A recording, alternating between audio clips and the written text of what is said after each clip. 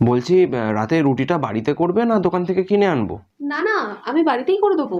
তুমি কটা রুটি খাবে বলো? 5টা 5টা। 5টা? 5টা তুমি খেতে পারবে তো? না না, মানে দোকানের তো নয়, আমি বাড়িতে করব, বেশ বড় বড় মোটা মোটাই তো করি আমি। তাহলে 4টে খেয়ে নেবো।